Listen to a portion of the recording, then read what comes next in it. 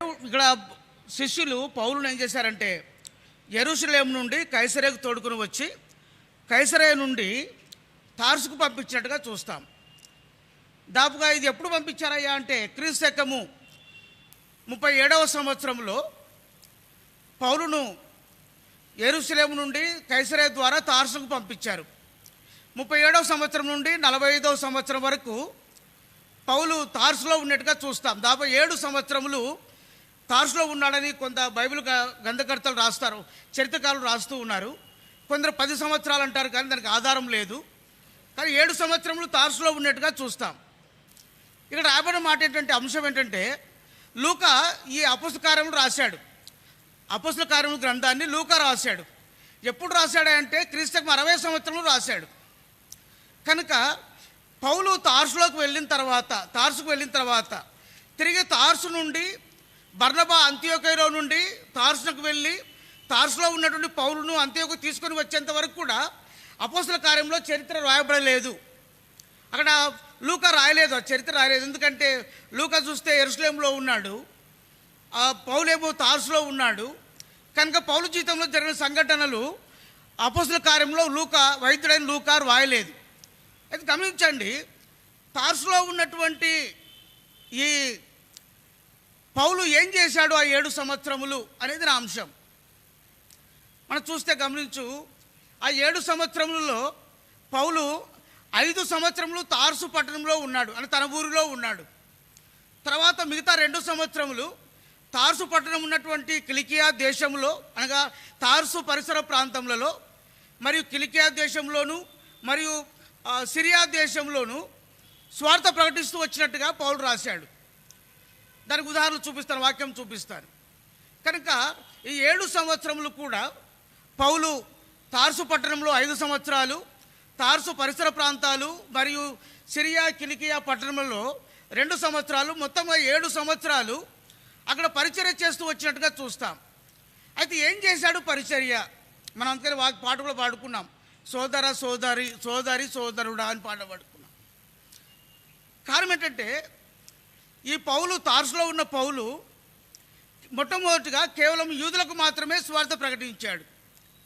లేదా ఇంకో మాటలు చెప్పాలంటే, ఆ యొక్క తార్సులో ఉన్న పౌలు తన సహోదరులకు, తన సహోదరులకు మరియు తన బంధువులకు స్వార్థ ప్రకటిస్తూ వచ్చాడు. ఇక్కడ ఒక అంశము, మనం ఒక ఆత్మీయమైన మర్మం ఒకటి గమనించాలి. ఏంటంటే, దేవుడు మనం ఎక్కడికి వెళ్ళినా, పరిచర్య కొరకై ఎక్కడికి వెళ్ళినా, ఎక్కడ స్వార్థ ప్రకటిస్తూ ఉన్నా, ఎక్కడ ప్రభు నామను మనం బోధించడానికి మనం వెళ్ళినా, వాళ్ళు కొత్త ప్రదేశం వెళ్ళినప్పుడు, కొత్తగా మనం పరిచర్య ఆరంభిస్తూ వచ్చినప్పుడు దేవుడు కొన్ని ఏర్పాట్లు చేస్తాడు.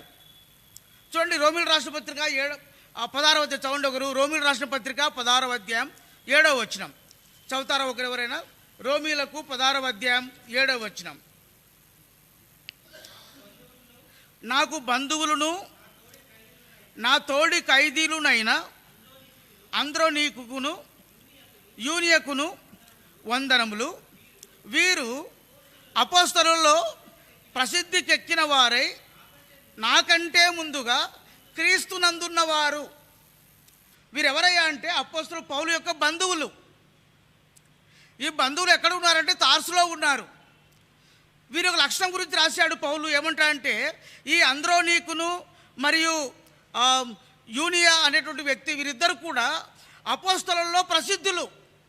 అపోస్తలు అంటే మనం ఎవరు చెప్తాం? మనము క్రీస్తు యొక్క శిష్యులు 12 మందిలో మరి యూదా తప్పిపోయిన తర్వాత ఇంకొక వ్యక్తిని అందులో యాడ్ చేస్తూ వచ్చినారు. ఆ 12 మందిని అపోస్తలు అంటాం. వారిలో ప్రసిద్ధులు అంట వీరు. తర్వాత పౌలు అంటాడు చివరి భాగంలో, నాకంటే ముందుగా క్రీస్తునందున్నవారు.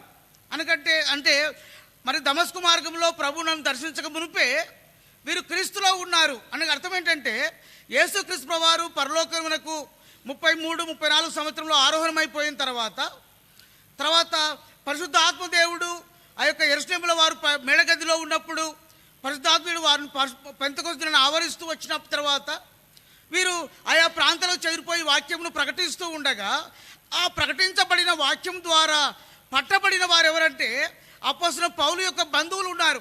అంద్రోనీకును యూనియా అనేటువంటి వ్యక్తులు పౌలు కంటే ముందే రక్షించబడ్డారు.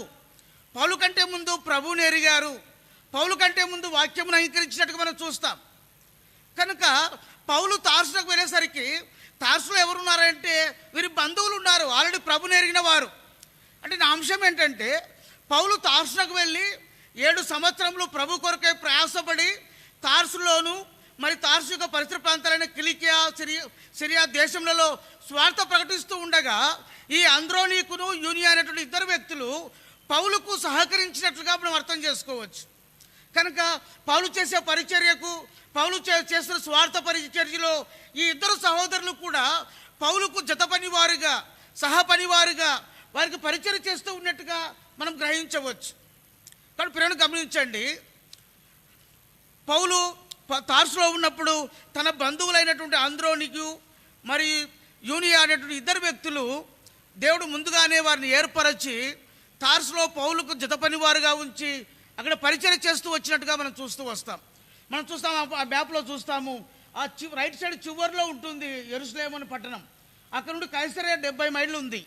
ఆ కైసరయ నుంచి మధ్య భాగంలో సిరియా కిలికియా కింద తార్సు ఉంటుంది, సముద్ర ఒడ్డున. ఆ తార్సునకు ఓడ ద్వారా పౌలు వెళ్ళినట్టుగా చూస్తాం. 2వ స్లైడ్. తర్వాత ఈ పౌలు 3వ కూడా పెట్టేసి అది అయిపోయింది. గమనించండి, అక్కడ మ్యాప్లో మనం చూస్తే అక్కడ మనము ఆ స్లైడ్లో చూస్తే క్రీస్తు శకము 35 నుండి 38 నాకు కనపడట్లేదు 38 నుండి 45 సంవత్సరాలు అనగా తార్సులో ఉన్నటువంటి పౌలు ఆ 5 సంవత్సరాలు తార్సులోను, 2 సంవత్సరాలు మరి తార్సు చుట్టుపక్కల ఉన్నటువంటి ప్రాంతంలో సిరియా కిలికియా దేశముల ద్వారా ఆయన స్వార్థ ప్రకటిస్తూ వచ్చినట్టుగా చూస్తాం. అక్కడ మ్యాప్ ఏం చూపిస్తుందంటే ఆ యొక్క 30వ సంవత్సరం నుండి 66వ సంవత్సరం వరకు ఏ సంవత్సరం ఏమి జరుగుతూ వచ్చిందో ఆ సందర్భాలను ఆ మ్యాప్లో చూపిస్తూ ఉన్నారు. నెక్స్ట్ తర్వాత ఈ 5 సంవత్సరాలు తార్సులో ఉన్నప్పుడు పౌలు ఏం చేశాడంటే మొట్టమొదటిగా తన సహోదరులకు స్వార్థ ప్రకటించాడు. తర్వాత తన బంధువులకు స్వార్థ ప్రకటిస్తూ వచ్చినాడు. సహోదరులు అంటే గమనించండి ఒక మాట, సహోదరులు సహోదరులు ఉన్నారు పౌలుకు అన్నట్టుగా అర్థమవుతుంది మనకు. ఎందుకంటే చూడండి, రోమిల రాసిన 16వ అధ్యాయంలో 11వ వచనం లేకుంటే 21వ వచనం అనుకుంటాను. రోమిల రాసిన 12వ అధ్యాయం 16వ అధ్యాయం, రోమిలకు 16వ అధ్యాయం అక్కడ రాయబడి మాట చూడండి. 16వ అధ్యాయంలో 11వ వచనం చదువుదామా అందరం కలిసి? 11వ వచనం అందరం కలిసి చదువుదాం. నా బంధువుడకు హేరోదియోనుకు వందనములు అని చెప్తాడు. తర్వాత 21వ వచనం నా జత పనివాడకు తిమోతి, నా బంధువులకు లూకియా, యాసోను, సోసిపత్రు అనువారును మీకు వందనములు చెప్పుచున్నారు. చూసారా? అంటే నా అంశం ఏంటంటే తార్సులో స్వార్థ ప్రకటిస్తూ ఉన్నప్పుడు పౌలు అక్కడ మొట్టమొదటి ఎవరికి ప్రకటించాడంటే తన ఇంటి వారికి, తర్వాత రెండవదిగా తన బంధువులకు స్వార్థ ప్రకటించినట్టుగా చూస్తాం. తన ఇంటి వారికి నేను ఎందుకు చెప్తున్నానంటే మనం అపోస్తల కార్యంలో చూస్తాం. అపోస్తల కార్యంలో మనకు తన మేనల్లుని గురించి మనం చూస్తూ వస్తాం. అక్కడ మేనల్లుడు అని ఒక వ్యక్తి ఉన్నాడు. ఆ వ్యక్తి చూడండి, ఒక మాట చదువుదామా? అపోస్తల కార్యములు 23వ అధ్యాయం 16వ వచనం చూడండి, ఒక మాట చదువుదామా? ఒకరు చదువుతారా? అపోస్తల కార్యములు 23:16. అయితే ఆ పౌలు మేనల్లుడు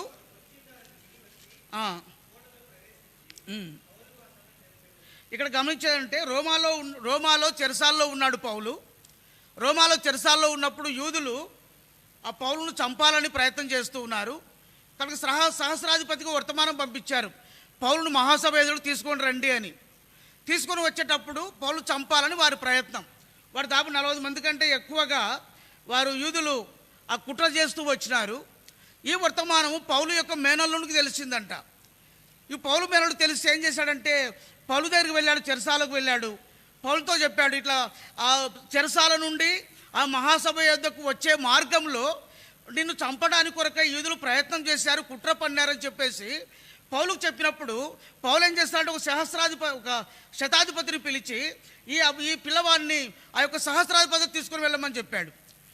ఆ పిల్లవాడిని సహస్రాధిపతికి తీసుకుని వెళ్ళిన తర్వాత ఆ సహస్రాధిపతితో ఒక మాట చెప్పుకోవాలని చెప్పేసి పిల్లవాడు వచ్చాడంటే పక్కకు తీసుకువెళ్ళి అడుగుతాడు, ఏం చెప్తావు చెప్పు అంటే అబ్బాయి చెప్పాడు, అయ్యా మీరు మా మామగారైనటువంటి పౌలును చెరసాల నుండి మహాసభ ఎదురు తీసుకొని వస్తూ ఉండగా చంపాలని చెప్పి యూదులైనటువంటి వారు 40 మంది కుట్ర చేశారు అని చెప్పినప్పుడు సరే ఈ విషయం ఎవరితో చెప్పొద్దని చెప్పాడు. ఆ యొక్క సహస్రపతి ఏం చేశాడంటే రాత్రి కొన్ని గుర్రములు, రథములు, సైన్యమును ఏర్పాటు చేసుకొని ఫేనిక్స్ దగ్గరికి అతను పంపిస్తూ వచ్చినట్టుగా చూస్తాం. నా అంశం ఏంటి, ఇక్కడ మేనల్లుడు అంటే తన పౌలు యొక్క సహోదరి యొక్క కుమారుడు. ఎప్పుడు తార్సులో పరిచయం చేశాడు? 38వ సంవత్సరంలో తన ఇంటి వారికి వాక్యం చెప్పాడు. అంటే 38వ సంవత్సరంలో పౌలు యొక్క సోదరి రక్షణ పొందింది. ఇప్పుడు 58వ సంవత్సరంలో ఈ మాట రాయబడుతుంది. రోమాలో ఎప్పుడున్నాడయ్యా? రోమాలో పౌలు చెరసాలంటే 58వ సంవత్సరంలో ఉన్నాడు. అంటే అప్పుడు 10 సంవత్సరాలు అయింది. ఇక్కడ పడుచువాడు అని రాయబడింది మేనల్లుడిని. ఇప్పుడు 10 సంవత్సరాలు అయింది. అప్పుడు ఎన్ని సంవత్సరాలు ఉంటుంది? బహుశా ఉంటే 6 సంవత్సరాలు లేదా 7 సంవత్సరాలు ఉంటుంది. అనగా ఎప్పుడైతే పౌలు యొక్క సోదరి రక్షణ పొందిందో ఆ సోదరి యొక్క కుమారుడైనటువంటి పడుచువాడు అప్పుడు 7-8 సంవత్సరాల వయసులో ఉండి కూడా రక్షణ పొందినట్టుగా మనం చూస్తాం. కనుక పౌలు యొక్క సోదరి ఆ సోదరి కుమారుడైనటువంటి మేనల్లుడు వీరు ప్రభుని ఎరిగారు. ఎప్పుడు అంటే తార్సులో పౌలు పరిచయం చేసినప్పుడు. లూకాకి ఇవన్నీ తెలియదు కనుక అపుస్తకాలు ఇవన్నీ రాయబడలేదు. అయితే గమనించండి, మొట్టమొదటిగా తన ఇంటి వారికి సువార్త ప్రకటించాడు. తర్వాత తన బంధువులైన వారికి సువార్త ప్రకటించాడు. రోమిల రాసిన 16వ అధ్యాయంలో 11వ వచనంలో, 21వ వచనంలో, 7వ వచనంలో మనం చూస్తాం నా బంధువులకు అని. అనగా తన బంధువులైన యూదుల ఎదుట ఆయన సువార్త వాక్యం బోధిస్తూ ఉండగా ఏమైపోయిందంటే అనేకులు రక్షణ పొందినట్టుగా చూస్తాం. అంత మాత్రమే కాదు, పౌలు తన బంధువుల మధ్య పరిచర్య చేసి సహోదరుల మధ్య పరిచర్య చేసి 5 సంవత్సరం తార్సులో సువార్త ప్రకటించిన తర్వాత ఆ తార్సు ఉన్నటువంటి దేశమైన కిలికియా దేశంలోను సిరియా దేశంలోను స్వార్థ ప్రకటించి సంఘములు కట్టినట్టుగా చూస్తాం. అది మనకి ఎట్లా తెలుస్తుందంటే చూడండి, అపోస్తల కార్యములు 15వ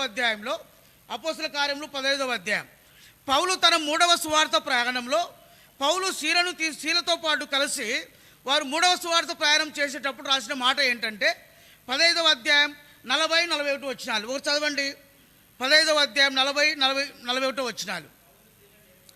పౌలు శీలను ఏర్పరచుకొని సహోదరుల చేత ప్రభు కృపకు అప్పగింపబడిన వాడై బయలుదేరి సంఘములను స్థిరపరచుచు సిరియా కిలికియా దేశముల ద్వారా సంచారము చేయుచుండెను. ఈ మాట మనకేమి చూపిస్తుంది అంటే సిరియా కిలికియా దేశములకు పౌలు తప్ప ఇక ఎవరు అక్కడికి స్వార్థ ప్రకటించడానికి పంపబడలేదు. అనగా పౌలు తార్సులో ఉన్నప్పుడు క్రీస్తుకు 38వ సంవత్సరం నుండి 45 సంవత్సరముల మధ్యకాలంలో సిరియాలో కిలికియాలో స్వార్థ ప్రకటించినప్పుడే పౌలు సంఘములు కట్టినట్టుగా మనకు అర్థమవుతుంది. కాబట్టి తాను కట్టినటువంటి సంఘములు సిరియా కిలికియాలో ఎలా ఉన్నాయో చెప్పి తన 3వ సువార్త ప్రయాణంలో శీలతో పాటు కలిసి సిరియా కిలికియా దేశముల ద్వారా సంఘములను స్థిరపరుస్తూ వెళ్తూ ఉన్నాడు. కాబట్టి నా అంశం గమనించండి, పౌలు రక్షించబడిన తర్వాత, దేవుని చేత పిలువబడిన తర్వాత, రక్షణ దర్శనము తర్వాత సంఘ దర్శనం పొందిన తర్వాత పౌలు మౌనముగా లేడు అనేది నా అంశం. మౌనంగా లేకుండా ఆయన ఏం చేస్తున్నాడంట, తార్సులకు పంపబడితే తార్సులో తన బంధువుల మధ్య సేవ చేశాడు, తన ఇంటి వారికి సువార్త చెప్పాడు, బంధువులకు సువార్త చెప్పాడు, తను ఉన్నటువంటి పట్టణంలో సువార్త చెప్పాడు, తను ఉన్న దేశంలో సువార్త చెప్పాడు, తన ప్రక్క ఉన్న దేశంలో కూడా సువార్త చెప్పాడు, తన ఉన్న దేశంలోను ప్రక్క ఉన్న దేశంలోను సంఘములను కడుతూ వచ్చినాడు. కనుక పౌలు ఆ యొక్క సంఘములు కడుతూ వచ్చినటువంటి పౌలును చూస్తాం. కనుక 7 సంవత్సరములు తార్సులో పౌలు స్వార్థ పరిచర్య చేస్తూ ఉండగా యెరూషలేములో ఏం జరిగింది అనేది నా అంశం. యెరూషలేములో ఏం జరిగింది మనం గత వారం కొన్ని చూసాం. పేతురు ఏం చేశాడు, లుద్దకు వెళ్ళాడు, అక్కడ యవనస్తుడు రోగంతో ఉంటే స్వస్థపరిచాడు. తర్వాత యొప్పేకు వెళ్ళాడు, యొప్పేలో ఆ చర్మకారుడైన సీమోని ఇంట కొద్ది దినములు ఉన్నాడు. అప్పుడు దేవుని ద్వారా బోధించబడి ఆకాశం నుండి ఒక చెంగు దించబడిన తర్వాత అందులో సమస్త విధమైనటువంటి చతుస్పాద జంతువులు అందులో ఉన్నాయి. ప్రభు అంటాడు, పేతురు నువ్వు లేచి వాటి చంపుకొని తిను అంటే, ప్రభు నిషిద్ధమైన నేను తినను ప్రభు అన్నాడు. నేను పరిశుద్ధపరిచిన దాన్ని నువ్వు నిషిద్ధమైంది అంటావు, తినమని చెప్పాడు. అంతలోపల పై ఆకాశంకి వెళ్ళిపోతూ వచ్చినాయి. అప్పుడు అన్నాడు ప్రభువారు పేతురుతో, ఇదిగో వాకిట ఎదుట 3 మనుషులు నీ కొరకు ఎదురు చూస్తూ ఉన్నారని చెప్పాడు. వారిని కలుసుకుని వారితో పాటు వెళ్ళమంటే పౌలు కిందికి వచ్చాడు, ఆ 3 చూశాడు. వారు 3 అడిగారు, అయ్యా సీమోను పేతురు కొరకు మేము వచ్చామంటే సరే రమ్మని ఇంట్లోకి పిలిచాడు, వారికి ఆతిథ్యం ఇచ్చాడు, తనే వారికి ఆతిథ్యం ఇచ్చాడు. ఆ ముగ్గురు ఎవరో మనం ధ్యానించాం. ముగ్గురు ఎవరంటే ఆ కొర్నేలి యొక్క ఇంటి సైనికులు, నమ్మకమైన సైనికులు ఇద్దరు. ఒకరు కొర్నేలి ఇంట్లో ఉన్న పనివాడు అని చూసాం. పనివాడు, ఇద్దరు సైనికులు, ముగ్గురు కూడా ఇంట్లోకి పిలిచి వారికి పరిచయం చేసినట్టుగా మనం చూసాం. పేతురు వారితో పాటు కలిసి కొర్నేలి ఇంటికి వెళ్ళాడు. అక్కడ వాక్యం ప్రకటించాడు. అనేకులు అన్ని జనాంగమైన వారు ప్రభుని ఎరుగుతూ వచ్చారు.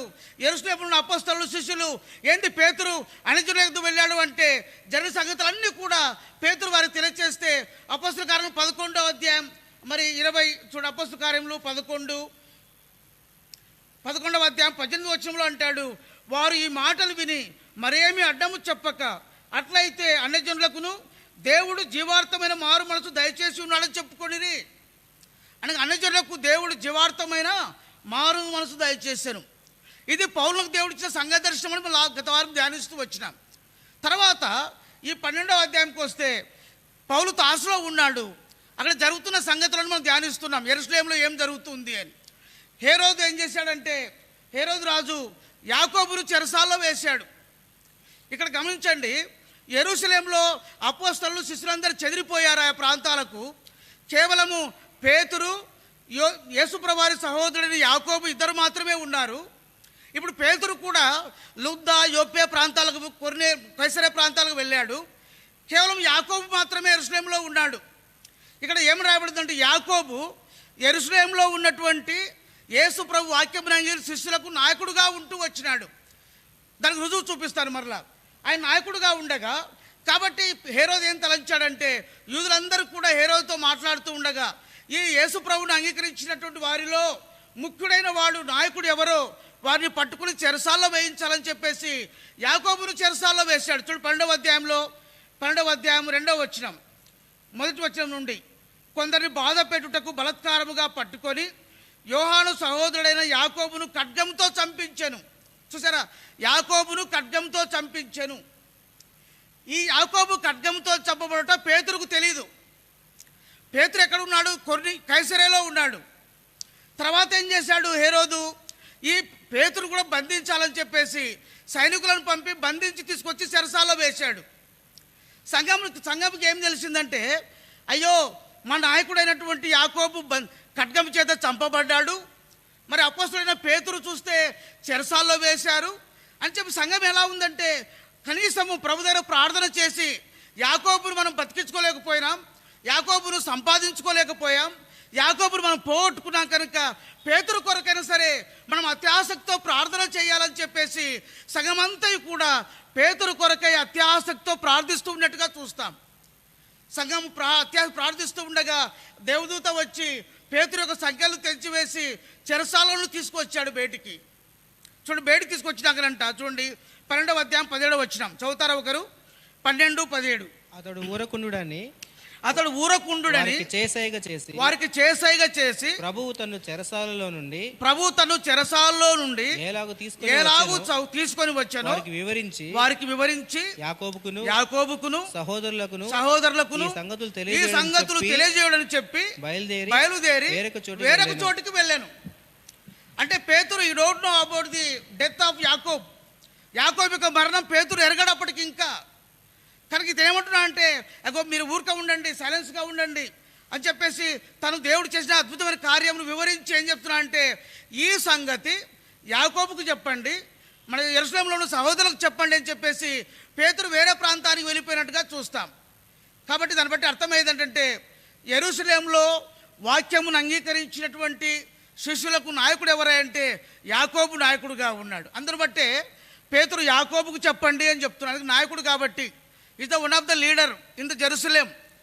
కాబట్టి అక్కడికి చెప్పమని చెప్తూ వచ్చినట్టుగా చూస్తాం. కనుక తర్వాత అక్కడ చూస్తే కింది 12వ అధ్యాయం చివరికి వస్తే హేరోదు చనిపోతూ వచ్చినట్టుగా చూస్తాం. అనగా నా అంశం ఏంటంటే, పౌలు తార్సులో ఉన్నప్పుడు జరిగిన సంగతులను మనం ధ్యానిస్తూ ఉన్నాం. హేరోదు మరణిస్తూ వచ్చినాడు. ఈ సంగతులన్నీ కూడా మనం చూస్తే హేరోదు మరణిస్తూ వచ్చిన తర్వాత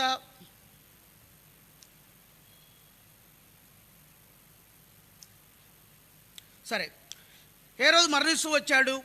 తర్వాత ఇప్పుడు పౌలు తార్సులో ఉన్నప్పుడు దాదాపుగా 7 సంవత్సరాలు తార్సులో ఉండి సువార్త పరిచర్య చేస్తుండగా తార్సులో తన అనుభవాన్ని చెప్తూ ఉన్నాడు. అదేంటంటే చూడండి, అక్కడ చూస్తే మనము అది రావట్లేదు. నెక్స్ట్ నెక్స్ట్ నెక్స్ట్ చూడండి, 2 కొరింథీ రాసిన పత్రిక 12వ అధ్యాయం. తార్సులో ఉన్నప్పుడు పౌలు కలిగినటువంటి 3వ దర్శనం, దాని గురించి కొంత ఆలోచిద్దాం. 2 కొరింథీయులకు 12వ అధ్యాయం మొదటి 2 వచనాలు కలిసి చదువుకుందామండి అందరము. మొదటి 2 వచనాలు కలిసి చదువుకుందామా? 2 కొరింథీ 12వ అధ్యాయం మొదటి 2 వచనాలు. ఆ తార్సులో ఉన్నటువంటి పౌలు కలిగిన అనుభవం ఏంటో ఇక్కడ పౌలు చెబుతున్నాడు. అతిశయపడుట నాకు తగదు గాని అతిశయపడవలసి వచ్చినది ప్రభు దర్శనములను గూర్చియు ప్రత్యక్షతలను గూర్చియు చెప్పుదును. క్రీస్తునందున్న ఒక మనుషును నేను ఎరుగుదును. అతడు 14 సంవత్సరముల కిందట 3వ ఆకాశమున కొనిపోబడెను. అతడు శరీరంతో కొనిపోబడినో నేను ఎరగను, శరీరం లేక కొనిపోబడినో నేను ఎరగను, అది దేవునికే తెలియను. ఇక్కడ పౌలు ఈ 2 కొరింథీ రాసిన పత్రిక ఎప్పుడు రాశారంటే క్రీస్తు శకము 58వ సంవత్సరంలో పత్రిక రాశాడు. మాసిదోనియాలో ఉన్నప్పుడు, పౌలు మాసిదోనియాలో ఉన్నప్పుడు ఈ 2 కొరింథీ రాసిన పత్రిక రాసినట్టుగా చరిత్ర చెబుతూ ఉంది. కనుక ఈ 58వ సంవత్సరంలో పౌలు ఈ పత్రిక రాసి ఉండగా, 58 లేదా 56 ఈ పత్రిక రాసి ఉండగా అని అంటాడు, 14 సంవత్సరముల కిందట ఒక మనుషుడు నేను ఎరుగుదును. 14 సంవత్సరాల కిందట అంటే 56 - 14 ఎంత అండి? 56 - 14 ఎంత? 42వ సంవత్సరం. 42వ సంవత్సరం పౌలు ఎక్కడున్నాడు? ఎక్కడున్నాడమ్మా? 42 సంవత్సరంలో తార్సులో ఉన్నాడు కదా. మనం 38 నుంచి 45 వరకు తార్సులో ఉన్నట్టుగా చూసాం. 38 నుంచి 45 వరకు తార్సులో ఉన్నాడు, 7 సంవత్సరాలు. కాబట్టి 42వ సంవత్సరం ఎక్కడున్నా అంటే తార్సులో ఉన్నాడు. తార్సులో ఎవరికి స్వార్థ ప్రకటిస్తున్నాడంటే తార్సులో ఉన్న పౌలు తన ఇంటి వారికి, తన బంధువులకు స్వార్థ ప్రకటిస్తున్నాడు. తార్సు పట్టణంలో స్వార్థ ప్రకటిస్తున్నటువంటి వ్యక్తిగా ఉన్నాడు పౌలు. కాబట్టి అక్కడంట ఆ యొక్క తార్సులో ఉన్నప్పుడు పౌలుకు ఒక దర్శనం కలిగింది. ఆ దర్శనం పేరేం పేరంటే పరలోక దర్శనము అని పేరు పెట్టుకోవచ్చు. ఇది 3వ దర్శనం పౌలు కలిగినటువంటిది. మొట్టమొదటిది రక్షణ దర్శనం, అపొస్తలుల 9వ అధ్యాయంలో దమస్కు మార్గంలో. 2వది సంఘ దర్శనం, అన్యజనులు సంఘంలో చేర్చబడుట గురించి. 3వదిగా పరలోక దర్శనం. ఏంటయ్యా ఇక్కడ అంటాడు పౌలు, క్రీస్తునందు ఉన్నటువంటి ఒక మనుషుని నేను ఎరుగుదును. 14 సంవత్సరాల కిందట 3వ ఆకాశమున కొనిపోబడెను. 14 సంవత్సరాల కిందట 42వ సంవత్సరంలో తార్సులో ఉన్నటువంటి పౌలు తనకు కలిగినటువంటి అనుభవాన్ని కొరింథీ సంఘానికి చెప్తున్నాడు. ఎందుకు చెప్తున్నాడంటే కొరింథీ సంఘానికి, ఈయన మాసిదోనియాలో ఉన్నప్పుడు కొరింథీలో ఉన్న సంఘము పౌలును విమర్శిస్తూ ఉన్నారు. నువ్వే పరిచారకునివా, నువ్వే అపోస్తలునివా, నువ్వే వాక్యం చెప్పేవాడివా, నువ్వు వాక్యం బోధించేవాడివా అన్నట్టుగా అతని గురించి అనేకులు సనుగుతూ ఉన్నట్టుగా చూస్తాం. 11వ అధ్యాయంలో మాట్లాడి చూస్తావు, నేను వెరివాని వలె మాట్లాడుతున్నాను, మీరు పరిచారకులా? అవును, నేను పరిచారకునే. మీరు హెబ్రీయులా? నేను హెబ్రీయుడనే. మీరు పరిసయ్యులా? నేను పరిసయ్యుడనే అని చెప్పి పౌలు 11వ అధ్యాయంలో రాస్తాడు. అయితే 11వ అధ్యాయంలో పౌలు ఈ కొరింథీ సంఘానికి రాస్తూ తను కలిగిన శ్రమల గురించి రాస్తూ వస్తాడు. అనగా తార్సులో ఉన్నప్పుడు తన బంధువుల మధ్య, తన ఇంటి వారి మధ్య, యూదుల మధ్య పరిచర్య చేస్తూ ఉండగా ఎవరు ఆయనను స్వాగతించలేదు, ఎవరిని ఆయనను ఆహ్వానించలేదు. ఆయన వాక్యం చెబుతుంటే సంతోషంతో స్వీకరించలేదు. అనేకమైన ఆపదలు తీసుకొచ్చారు, అనేకమైన శ్రమలు తీసుకొచ్చారు, అనేకమైన కష్టాలు తీసుకొచ్చారు. చూడండి 2 కొరింథీ 11వ అధ్యాయం 24-25 వచనాలు. 24-25 వచనాలు కలిసి చదువుదామండి. 24-25 వచనాలు కలిసి చదువుదాం. యూదుల చేత 5 మార్లు ఒకటి తక్కువ 40 దెబ్బలు తింటిని, 3 మారు బెత్తములతో కొట్టబడి తిని, ఒకసారి రాళ్లతో కొట్టబడి తిని, 3 మారు ఓడ పగిలి శ్రమపడి తిని, ఒక రాత్రి పగలు సముద్రంలో గడిపి తిని అని చెబుతూ ఉన్నాడు. అనగా మొదటి భాగం గమనించండి, యూదుల చేత అనే మాట గమనించాడు. ఎక్కడ యూదుల మధ్య పరిచర్య చేశాడంటే తార్సులో పరిచర్య చేశాడు. తార్సులో కేవలం యూదుల మధ్యనే పరిచర్య చేశాడు. ఆ తర్వాత చూస్తే తార్సు దాటిన తర్వాత అంతియోకయలో, తర్వాత యెరూషలేములో, తర్వాత మొదటి ప్రయాణంలో, 2వ ప్రయాణంలో, 3వ ప్రయాణంలో, రోమా ప్రయాణంలో ఎక్కడ కూడా యూదుల కంటే కూడా అన్యజనుల మధ్య స్వార్థ ప్రకటించినట్టుగా చూస్తాం. అయితే తార్సులో మాత్రమే యూదుల మధ్య పరిచర్య చేసినట్టుగా చూస్తాం మనం. కనుక యూదుల చేత తార్సులో ఉన్నప్పుడు తన ఇంటి వారి చేత, తన బంధువుల చేత అనేకమైన శ్రమలు, ఆపదలు పొందినవాడుగా ఉన్నాడు. అటువంటి ఆపదలు, శ్రమలు పొందిన పౌలు చెప్పే మాట ఏంటంటే, అయ్యో, 3వ ఆకాశమున కొనిపోబడినటువంటి ఒక మనుషుడు నేను ఎరుగుదును. 14 సంవత్సరముల కిందట 3వ ఆకాశానికి తీసుకుని వెళ్ళాడు. ఎందుకు ఆ మాట చెప్తున్నాడంటే, మొదటి వచనంలో దర్శనములను గురించి, ప్రత్యక్షతలను గురించి మాట్లాడుతూ ఉన్నాడు. మనం ఇంతకుముందు డిస్కస్ చేశాం. దర్శనములు అంటే ఏంటి, ప్రత్యక్షతలు అంటే ఏంటో మనం చూస్తూ వచ్చినాం. కనుక ఈ దర్శనములు, ప్రత్యక్షతలు కొరిత వాళ్ళు వచ్చి నాకు దర్శనం కలిగింది, నాకు ప్రత్యక్షత వచ్చింది అని చెప్తా ఉంటే, అయ్యా అవి కాదయ్యా దర్శనాలంటే, మీరు పొందినవి దర్శనాలు కాదు, మీరు పొందినవి ప్రత్యక్షతలు కాదు, ఇదిగో నేను పొందాను చూడు అని చెప్పేసి ఈ దర్శనం గురించి కొరింథీ సంఘానికి పౌలు పత్రిక రాస్తున్నట్టుగా చూస్తాం. కాబట్టి ఆడ అంటాడు, ఆడ 3వ ఆకాశమున కొనిపోబడెను. చూద్దాం 3వ ఆకాశం అంటే ఎలా ఉంటుందో. నెక్స్ట్ అమ్మా. అది ఆడ కనపడే మ్యాప్ ఏంటంటే, మొట్టమొదటి కనపడేది మొదటి ఆకాశం, ది ఫస్ట్ హెవెన్ అని రాయబడింది. అనగా భూమి యొక్క వాతావరణం, అనగా అట్మాస్ఫియర్ ఆఫ్ అర్త్ అంటూ రాయబడుతూ వచ్చింది. రెండవది నల్లగా ఉన్నట్టు రెండవది ఏంటంటే అది 2వ ఆకాశం, అనగా ఎక్కడైతే నక్షత్రములు మరియు గ్రహాలు ఉంటాయో దానికి సంబంధించినటువంటి స్థలం. 3వ ఆకాశం ఏంటంటే దేవుని నివాస స్థలం, లేదా దేవుడు నివసించేటువంటి స్థలము అని రాయబడింది. ఎక్కడ 3 ఆకాశాలు ఎక్కడ ఉన్నాయ్యా అని చెప్పి అర్థం. చూడండి, ఆదికాండం 1వ అధ్యాయం 1వ వచనం చదవండి ఒకరు. ఆదికాండం 1వ అధ్యాయం 1వ వచనం. ఆదికాండం 1వ అధ్యాయం 1వ వచనం తెలుగులో. ఆదియందు దేవుడు భూమి ఆకాశములను సృజించెను. ఏమంటారు? భూమి ఎట్లా చదువుకోవాలి? భూమి ఆకాశములు అంటే ఎట్లా చదువుకోవాలండి? నెక్స్ట్ చూడండి. ఆదియందు దేవుడు భూమి ఆకాశములను సృజించెను, అనగా భూమి ఆకాశములను సృజించెను. ఇంగ్లీష్ బైబిల్లో చూస్తే కేజేవి వెర్షన్ ఉంది. కేజేవిలో ఏమంటాడంటే ఓల్డ్, అనగా పాత కింగ్ జేమ్స్ వెర్షన్ బైబిల్లో in the beginning God created the heaven and earth అంటాడు ఆ కింగ్ జేమ్స్ వెర్షన్లో. అయితే న్యూ కింగ్ జేమ్స్ వెర్షన్లో ఏమంటాడంటే in the beginning God created the heavens and earth అని అంటాడు. అనగా దేవుడు ఆది అందు దేవుడు భూమిని ఆకాశములను సృజించెను. తర్వాత ఎన్ఐవి బైబిల్ కానివ్వండి, ఎన్ఎల్టీ బైబిల్ కానివ్వండి, అక్కడ ఉన్నాయి. అన్నిట్లో కూడా ఏమంటాడంటే దేవుడు భూమిని ఆకాశములను సృజించెను అని చెప్పినట్టు చూస్తాం. అనగా దేవుడు ఏం చేశాడంట, సృజించినప్పుడే ఈ సృష్టిని సృష్టించినప్పుడు భూమి ఒకటే సృష్టించాడు, అయితే ఆకాశములు అయితే 3 సృష్టించాడు. మొట్టమొదటి ఆకాశం ఏంటి? తిప్పునైనా మొట్టమొదటి ఆకాశం చూద్దాం. ఇంకో స్లైడ్. మొదటి ఆకాశం గురించి రాయబడి, మొదటి ఆకాశం ఏంటంటే భూమి యొక్క వాతావరణము మరియు ఆకాశ పక్షులు, తర్వాత మేఘములు సంచరించే స్థలమును భూమి అంటే మొదటి ఆకాశము అంటారు. చూడండి, దానికి కాబట్టి చాలా రెఫరెన్సెస్ ఉన్నాయి, దాంట్లో ఉంటాయి, మీరు ఇంటి వాళ్ళు చదువుకోండి, కాబట్టి టైం లేదు నాకు. అక్కడ రెఫరెన్స్ చాలా ఉన్నాయి మొదటి ఆకాశం గురించి. అంటే మొదటి ఆకాశము భూమి యొక్క వాతావరణం, అనగా భూమి గురుత్వాకర్షణ శక్తి ఎంతవరకు ఉంటుందో దాని అంతటి కూడా మొదటి ఆకాశము అంటారు. తర్వాత 2వ ఆకాశం వచ్చేసి తిప్పిన ఇంకోటి స్లైడ్. 2వ ఆకాశం వచ్చేసి 2వ ఆకాశం అంటే where stars and planets are live, అనగా ఎక్కడైతే నక్షత్రములు మరి ప్లానెట్స్ ఉంటాయో వాటిని 2వ ఆకాశము అంటారు. ఇంత మ్యాప్లో చూసాం కదా, నల్ల కలర్లో చూపించాం. అనగా మొదటి ఆకాశం ఏమో భూమి వాతావరణం ఉన్నటువంటిది. ఈ భూమి వాతావరణంలో ఆకాశ పక్షులు సంచరిస్తూ ఉంటాయి, మేఘములు వస్తూ ఉంటాయి. తర్వాత యెషయా 55:10 వచ్చిన ప్రకారము హిమమును వర్షమును కురిసేటువంటి స్థలము అని కూడా రాయబడింది.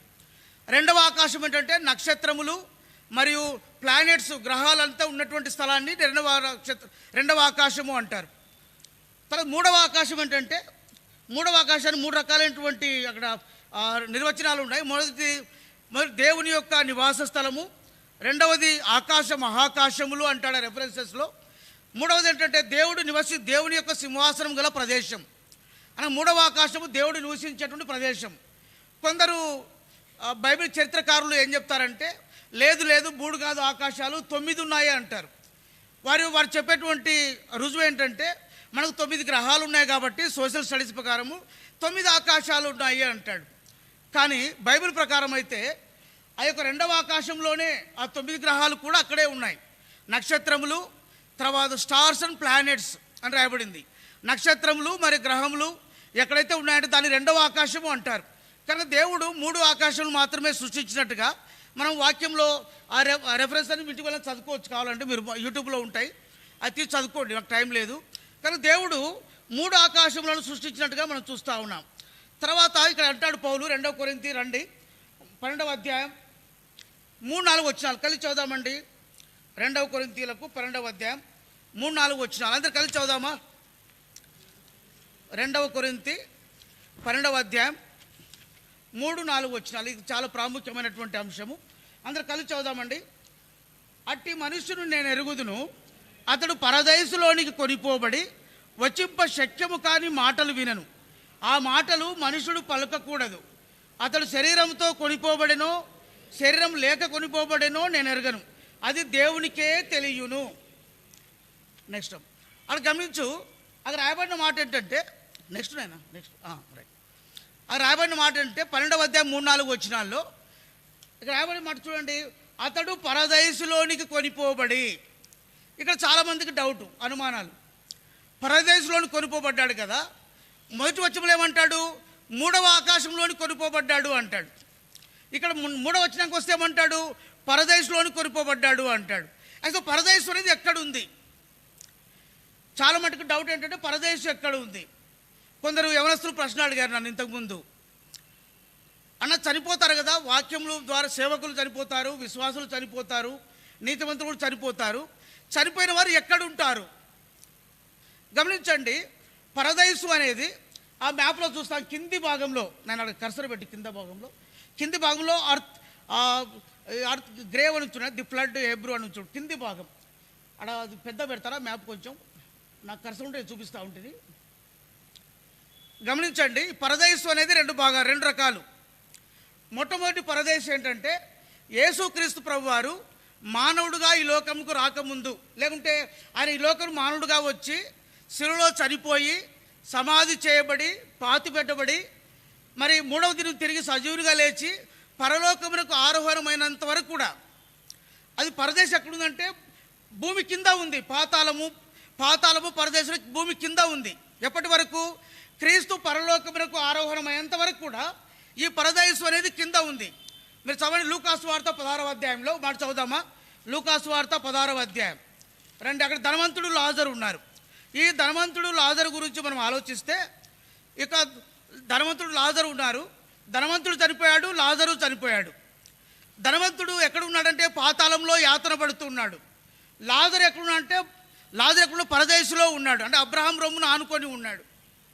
గమనించండి, అక్కడ ఇక తండ్రి రొమ్మును ఆనుకొని ఉన్నటువంటి లాజరు చూసిన ధనవంతుడు అబ్రహాముతో అంటాడు, అబ్రహామా, ఇగో నేను యాత్ర పడుతూ ఉన్నాను, నా నాలుక ఎండిపోతూ ఉంది, నాకు దయచేసి లాజరు పంపి ఒక చుక్క నీళ్లు నాకు నాలుక మీద పంపించు అంటే అప్పుడు ఏమన్నాడు చూడండి, అబ్రహాం ఏమన్నాడు చూడండి. 26వ వచనం కలిసి చదువుదామా? 26వ వచనం అందరూ కలిసి చదవమండి. అంతేకాక అక్కడ నుండి మీ యొద్దకు దాటగోరు వారు దాటి పోజాలకూడినట్లు, అక్కడి వారు మా యొద్దకు దాటి రాజాలకూడినట్లు మాకును మీకును మధ్య మహా అగాధం ఉంచబడి ఉన్నదని చెప్పాను. చూసారా, మహా అగాధం ఉంచబడి ఉంది. అక్కడ రాయబడింది కింద దాంట్లో మ్యాప్లో కింద సైడు లెఫ్ట్ సైడ్ పి అని ఉంటుంది, పరదేశు ప్యారడైజ్ అని. అనగా అది పరదేశు. అక్కడ లాజరు ఉన్నాడు అబ్రహాం రొమ్మును ఆనుకొని. ఆ రైట్ సైడ్ హెచ్ అని ఉంది. హెచ్ అంటే హెల్, అది పాతాళము. ధనవంతుడు అక్కడ ఉన్నాడు. ఈ మధ్యలో చూడండి, ఆ పరదేశుకు పాతాళానికి కనుక ప్యారడైజ్ అండ్ హెల్కు మధ్య అగాధం ఉంది, మహా అగాధం ఉంది. కనుక ఈ అగాధములు అక్కడి వారు ఇక్కడి వారు అక్కడికి దాటిపోజాలకూడినట్లు మధ్యలో మహా అగాధం ఉంది అని చెప్పాడు. ఎవరు? అబ్రహాము ధనవంతుందో చెప్పాడు. తర్వాత మరి భూమి కింద ఉన్నటువంటి పరదేశు, నేను పైకి పోదాం. ఈ భూమి కింద ఉన్న పరదేశు 3వ ఆకాశమునకు వస్తే చూడు, పైకి పోయి 3వ ఆకాశంకి వస్తే థర్డ్ హెవెన్ ఉంది కదా, దాని కింద మనం ప్యారడైజ్ అని చూస్తాం. దాని కింద పరదేశం ఎట్లా వచ్చి అక్కడ మన పరదేశు? చాలామందికి అనుమానం అనమాట. అందుకనే ఎఫెసీయులకు రాసిన పత్రిక రండి, ఎఫెసీయులకు రాసిన పత్రిక 4వ అధ్యాయం కొన్ని వచనాలు చదువుదాం. భూమి క్రింద పాతాళము పరదేశు ఉండగా ఆ రెండుకి మధ్య మహా అగాధం ఉంది. భూమి కింద ఉన్నట్టు పరదేశు మూడవ ఆకాశానికి ఎలా వెళ్ళిపోయింది అనేది ఇప్పుడు మనం చూస్తూ ఉన్నాం. ఎఫెసీయుల రాజపత్రిక 4వ అధ్యాయంలో 8వ వచనం చదువుదాం, అందరూ కలిసి చదుదామండి. లేదంటే మార్చి చదువుదాం. 8 నుండి 10 వచనాలు మార్చి చదువుదామండి. అందుచేత ఆయన ఆరోహణమైనప్పుడు చెరను చెరగా పట్టుకొని పోయి మనుషులకు ఈవులను అనుగ్రహించారని చెప్పబడి ఉన్నది.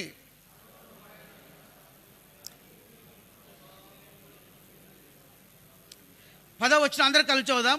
దిగినవాడు తానే సమస్తమును నింపునట్లు ఆకాశ మండలంలో అన్నిటికంటే మరి పైకి ఆరోహణమైన వాడునై ఉన్నాడు. చూసారా, అక్కడ మరి కిందికి రాను. యేసుప్రభు వారు చనిపోయినప్పుడు యేసుప్రభు వారు చనిపోయినప్పుడు సమాధి చేశారు కదా. సమాధి చనిపోయినప్పుడు ఏం చేశాడంట, రాయబడిన మాట ఏంటంటే ఆయన భూమి యొక్క క్రింది భాగములకు దిగనని అర్థం ఇచ్చును. అనగా భూమి యొక్క క్రింది భాగములకు ప్రభువారు దిగిపోయాడు. అందరి బట్టి రాయబడింది ఏంటంటే సమాధి చేయబడిన యేసుక్రీస్తు ప్రభువారు సమాధిని జయించాడు, మరణమును జయించాడు, అపవాదిని జయించాడు. తిరిగి సజీవుడై లేచిన ప్రభు ఏం చేశాడంట, చెరను చెరగా తీసుకొని మహాకాశంలోకి అనగా ఆకాశ మండలం పైకి తీసుకొని వెళ్ళాడంట. కాబట్టి ఇప్పుడు ఎక్కడికి వచ్చిందంటే ఇక్కడ ఉన్నట్టు ప్యారడైస్, ఇక్కడ ఉన్న పరదైసు. యేసుక్రీస్తు ప్రభు చనిపోయి ఆయన భూమి క్రిందికి దిగి అనగా పరదైసులోనికి వెళ్ళి పరదైసులో ఉన్నటువంటి వారిని పరదైసును తనతో సహా చెరను చెరగా తీసుకొని ఎక్కడికి వెళ్ళాడంటే 3వ ఆకాశానికి వెళ్తున్నట్టుగా చూస్తాం. మళ్ళీ పైకి రండి. ఆ ఇప్పుడు ప్యారడైస్ ఎక్కడుంది? మధ్య భాగంలోనేమో యేసు ప్రభు వారి యొక్క సింహాసనం ఉంది, దేవుని యొక్క నివాస స్థలం ఉంది. ఈ లెఫ్ట్ సైడ్ చూస్తే ప్యారడైస్ అనగా పరదైసు ఉంది. అనగా భూమి కింద ఉన్నటువంటి పరదైసు ఇప్పటికి ఎక్కడ వెళ్ళిందంటే 3వ ఆకాశమును వెళ్తూ వచ్చింది. ఇక్కడ ఇంకో భాగం ఎట్లా అంటే మనము తెస్సలోనికీ రాసిన పత్రిక రండి, మొదటి తెస్సలోనికీ రాసిన పత్రిక 4వ అధ్యాయం. మొదటి తెస్సలోనికీ రాసిన పత్రిక 4వ అధ్యాయం కొంచెం జాగ్రత్తగా మనం గమనించాలా. కొంచెం కష్టమైన, ఇది అర్థం చేస్తే చాలా కష్టమే. మొదటి తెస్సలోనికీ రాసిన పత్రిక 4వ అధ్యాయం చూడండి. ఒక మాట చదువుదాం. 14వ వచనం అందరం కలిసి చదువుదామా. యేసు మృతి పొంది తిరిగి లేచినని మనం నమ్మిన ఎడల అదే ప్రకారము యేసునందు నిద్రించిన వారిని దేవుడు ఆయనతో కూడా వెంట పెట్టుకొని వచ్చును. చూసారా, యేసునందు నిద్రించిన వారిని అనగా ఆయనను రక్షకుడని నీతిమంతుడని ఆయన రక్తం ద్వారా కడగబడి పవిత్రపరచబడి నీతిమంతులుగా తీర్చబడిన వారు ఎక్కడున్నారంటే ఇప్పుడు 3వ ఆకాశంలో ఉన్నట్టు పరదేశంలో ఉన్నారు. వారు నిద్రిస్తూ ఉన్నారు అక్కడ. కనుక యేసుప్రభువారు తిరిగి వచ్చినప్పుడు ఏం చేస్తాడంట, 14వ వచనంలో దేవుడు ఆయనతో కూడా వెంట పెట్టుకొని వచ్చును. అక్కడ రాయబడింది మ్యాప్లో, మీకు సరి కనపడదు. నేను అక్కడ వచ్చి చూపించరా, లేకపోతే నేను అక్కడికి వచ్చి రాడా, అక్కడ రాడా, ఇక్కడ చూపిస్తానండి ఒకసారి. ఈ మ్యాప్ సరి కనపడదు.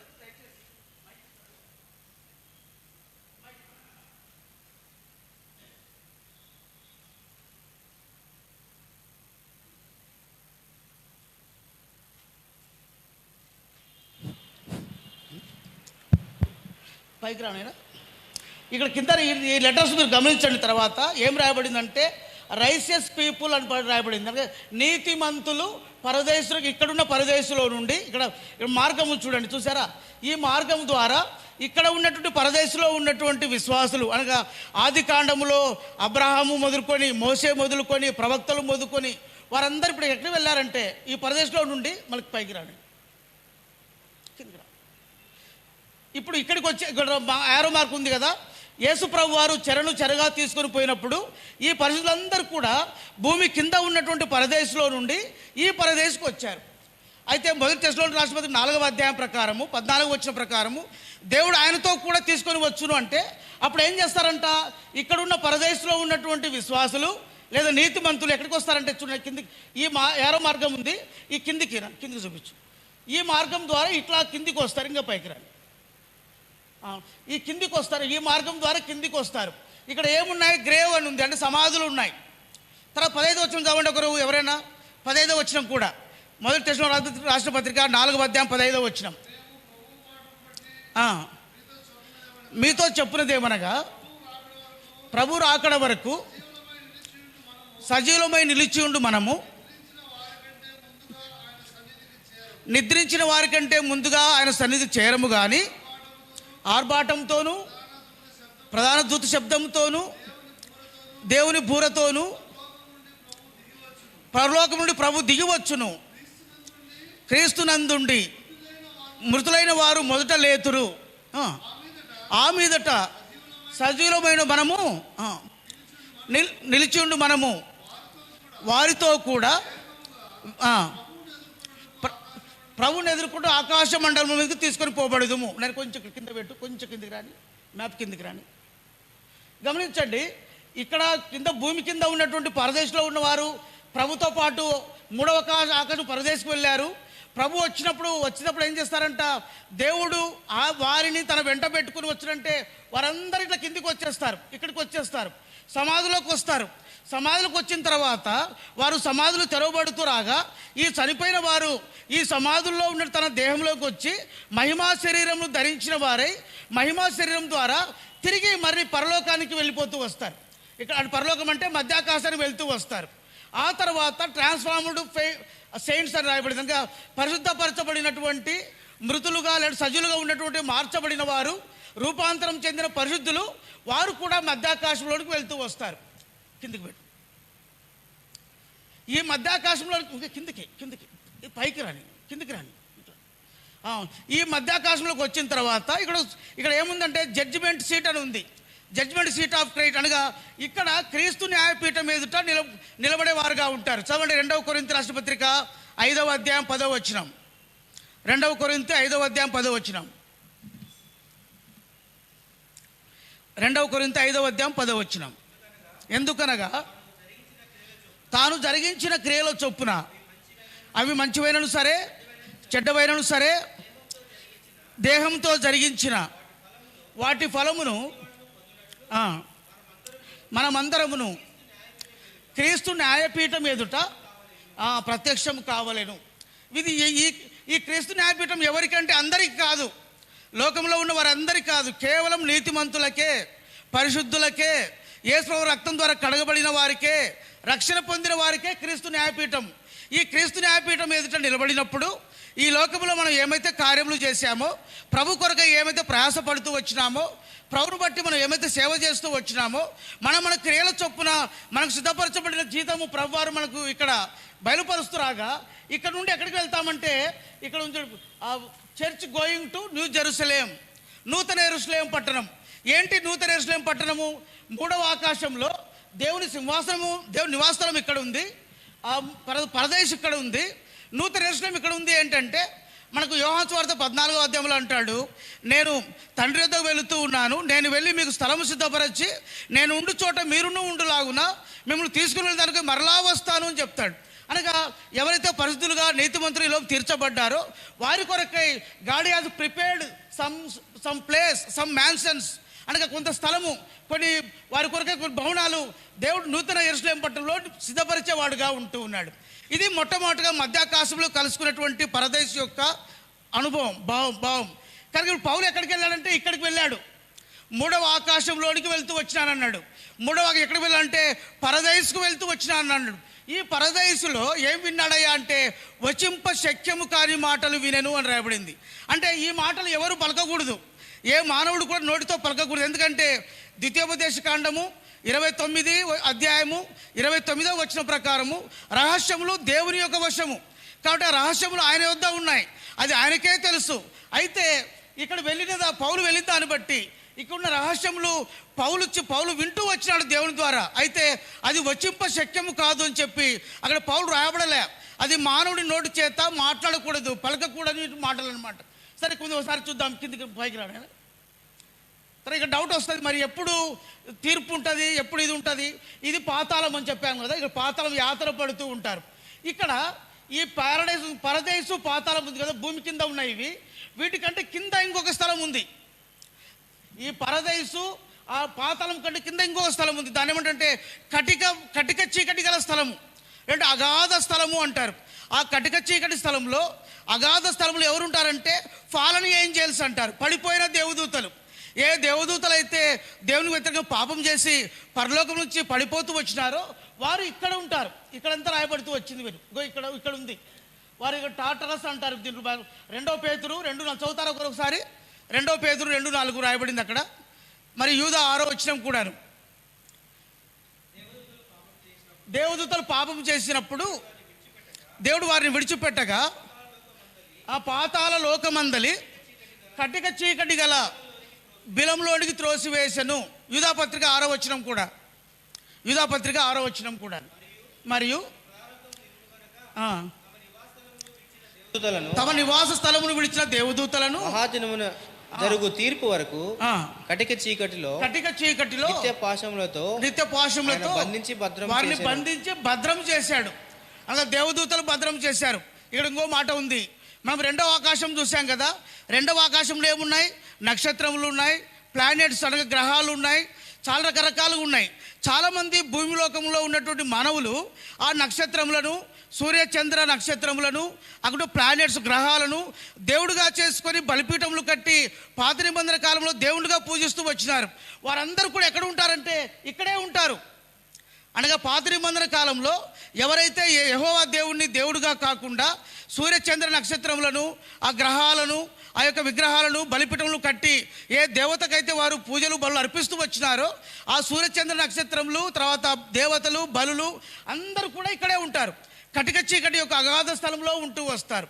అయితే క్రీస్తు ప్రభు వారు ఇక్కడ తీర్పు కొంచెం కిందికి కొంచెం కొంచెం కొంచెం కిందికి. ఈ తీర్పు అయిపోయిన తర్వాత తిరిగి మనకు ప్రకటన గ్రంథం 20వ అధ్యాయం 11 వచనం చూస్తే తిరిగి ప్రభువారు మధ్యాకాశంలో రానేవాడు. చదవండి ఒక మాట. ప్రకటన గ్రంథం కిందికమ్మ కొంచెం. ప్రకటన గ్రంథం 20వ అధ్యాయం 11వ వచనం ఉండి అక్కడ రాయబడింది అంటే ధవల సింహాసనం ఎదుట. ఇంగ్లీష్లో రాయబడింది గ్రేట్ వైట్ థ్రోన్ అని రాయబడింది ఇక్కడ. Great white throne. ఈ ధవల సింహాసనం ఎదుటికి ఎవరెవరు వస్తారా అంటే చూడండి, ఇక్కడ రిజరెక్టెడ్ పీపుల్ ఉంటారు, తర్వాత వికెడ్ పీపుల్ ఉంటారు, తర్వాత ఫారెన్ ఏంజల్స్ ఉంటారు. ఇక్కడ తీర్పు జరిగిన తర్వాత వీరందరూ ఎక్కడికి పడిపోతారంటే కిందికి రా. వీరందరూ కూడా కిందికి. అక్కడ ల్యాక్ ఆఫ్ ఫైర్ ఉంది ఇక్కడ కిందికి. ఇంకా ఇది నరకము అనమాట. వీరందరూ ధవల సింహాసనం ఎదుట తీర్పు తీర్చబడినప్పుడు ఎవరైతే ఆ యొక్క వికెడ్ పీపుల్ ఉంటారో, దుష్టులైన వారు ఉంటారో, పాపాత్ములైన వారు ఉంటారో, దుర్మార్గులైన వారు ఉంటారో, అదే సమయంలో మోసపుచ్చిన వారు, ఈ దేవదూతలైన వారు, తర్వాత నక్షత్రములను పూజించినటువంటి పూజ పొందినటువంటి సూర్యచంద్ర నక్షత్రములు, తర్వాత ఆ బయలు దేవతలు సమస్య ఎవరైతే ఉన్న అందరూ కూడా ఈ క్రీస్తు యొక్క ధవల సింహాసనం ఎదుట వారు తీర్పుకు నిలబడినప్పుడు వారందరూ కూడా ఇక్కడికి వస్తారు. లేక్ ఆఫ్ ఫైర్, నిత్య నరకంలోనికి వాళ్ళు రాబడుతూ వస్తారని చెప్పి రాయబడతా ఉంది. కాబట్టి ప్రియులు గమనించండి, ఈ యొక్క దర్శనం అంతా కూడా పౌలు ఎక్కడ చూశాడయ్యా అంటే తార్సులో ఉన్నప్పుడు చూశాడు. అది నా అంశం. ఇది పౌలు కలిగినటువంటి 3వ దర్శనము, పరలోక దర్శనం. కాబట్టి మీరు ఆ మ్యాప్ యూట్యూబ్లో ఉంటుంది, మీరు కావాలి తర్వాత డౌన్లోడ్ చేసి చూసుకోవచ్చు. నేను వాట్సాప్లో పెడతాను, మీరు చూసుకొని చదువుకోవచ్చు. అక్కడంతా ఆరో మార్క్స్ రెఫరెన్స్ అన్నీ కూడా ఉంటాయి. ఇదంతా ఎక్కడ ఉంటుందంటే నేను చదివినటువంటి BibleThink.org.uk అనే వెబ్సైట్లో ఉంది. కాబట్టి గమనించి ప్రేమ వారలారా, 3వదిగా పౌలు పొందినటువంటి 3వ దర్శనం ఏంటంటే పరలోక దర్శనం.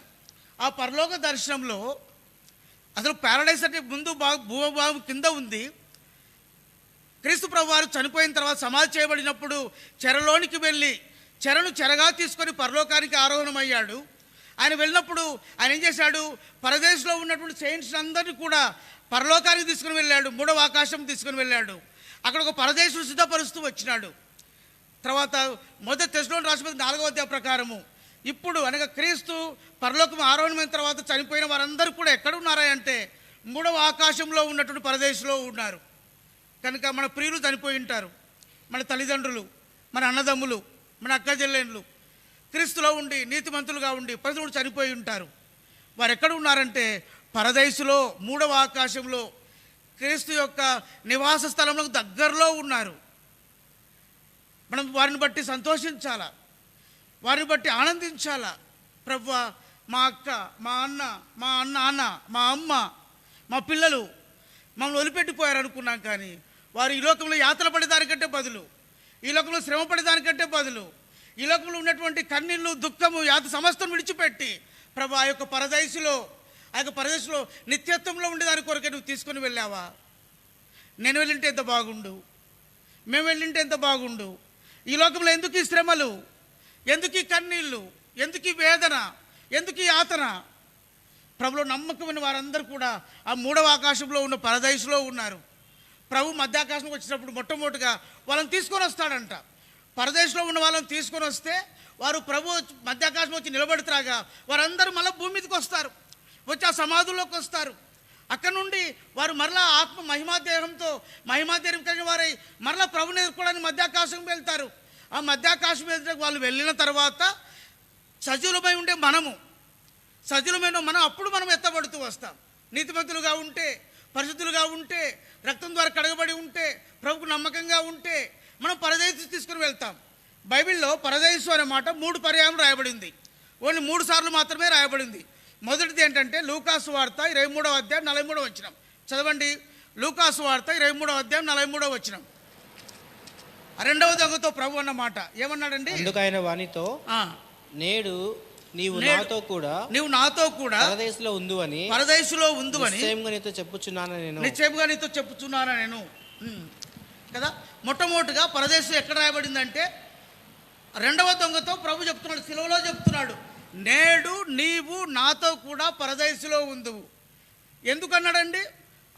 అతను రెండవ దొంగ అని పేరుంది, అతనికి పేరే దొంగతనం చేసిన వ్యక్తి. అయితే ప్రభు దగ్గర ఒక మాట అన్నాడు, యేసు నువ్వు నీ రాజ్యంతో వచ్చినప్పుడు నన్ను జ్ఞాపకం చేసుకో. ఒక్క మాట అనే దాన్ని బట్టి ప్రభువారు వెంటనే అతనిలో ఉన్నటువంటి పరిపూర్ణ పరివర్తన, అతనిలో ఉన్నటువంటి మార్పు హృదయపూర్వకంగా, ఇష్టపూర్వకంగా, ఆత్మ ప్రాణ దేహములతో ప్రభుకు అప్పగించుకొని చెప్తున్న మాట ఏంటంటే, యేసు నువ్వు నీ రాజ్యంతో వచ్చినప్పుడు నన్ను జ్ఞాపకం చేసుకోవా. ప్రేమ చాలామంది బీబీఎస్ వస్తే, మరి యూత్ క్యాంపులు ఉంటే, తర్వాత జనరల్ మీటింగ్స్ ఉంటే చేయొద్దండి అంటే అందరూ చేస్తారు ఆవేశంగా.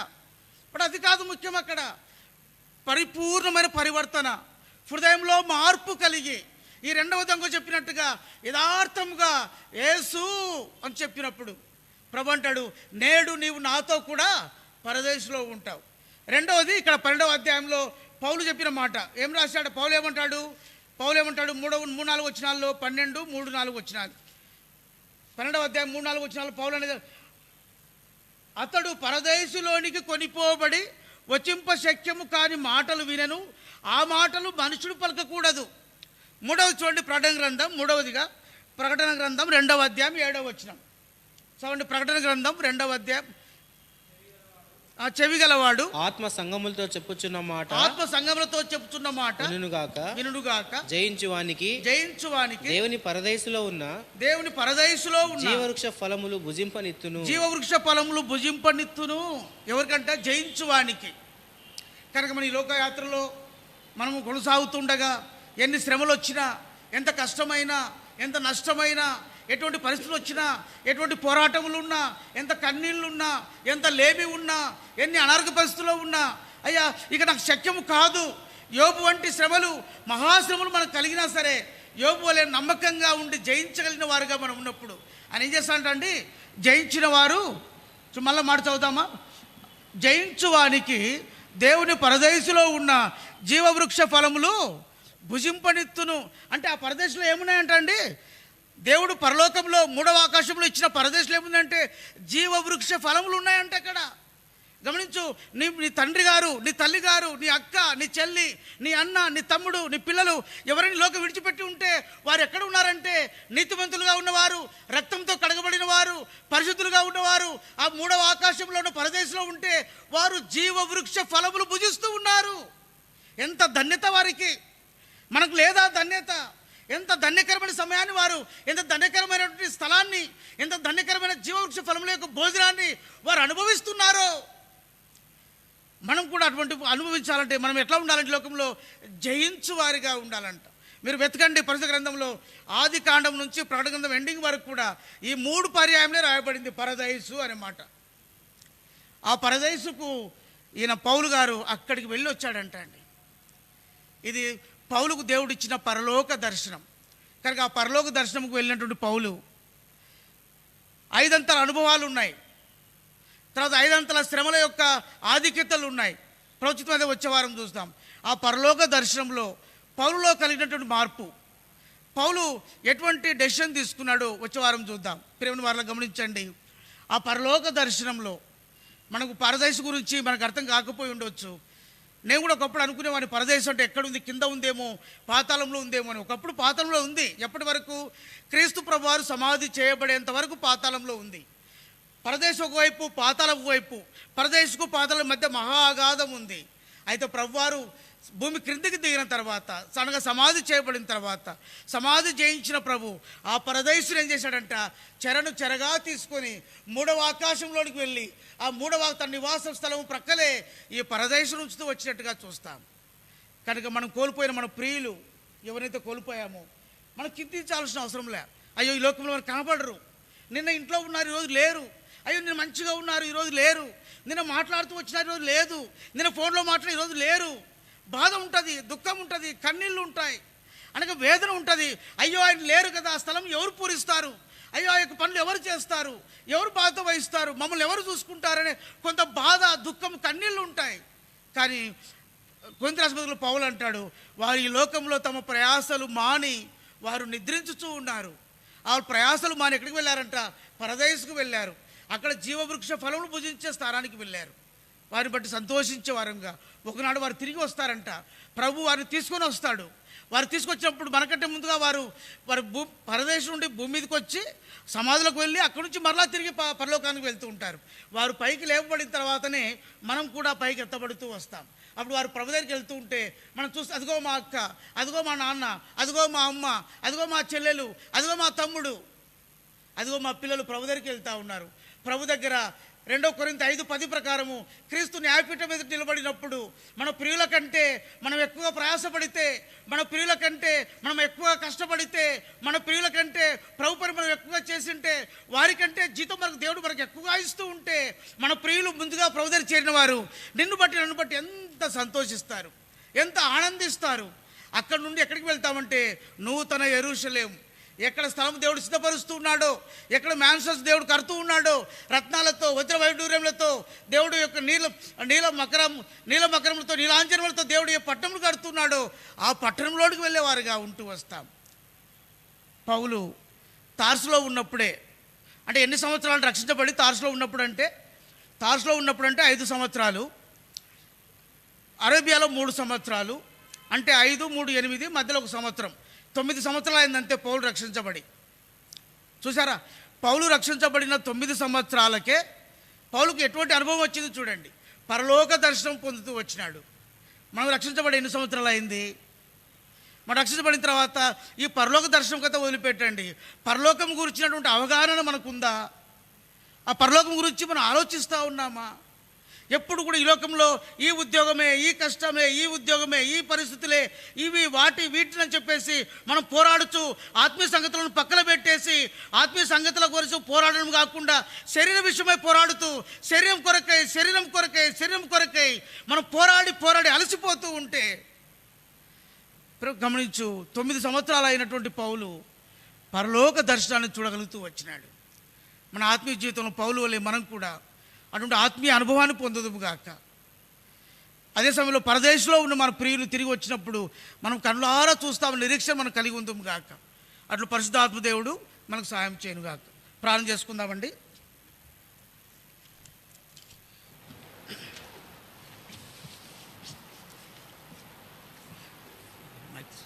దయచేసి ప్రార్థన చేయండి. బ్యాంక్ ప్రకాశం గారు ప్రార్థన చేస్తారు.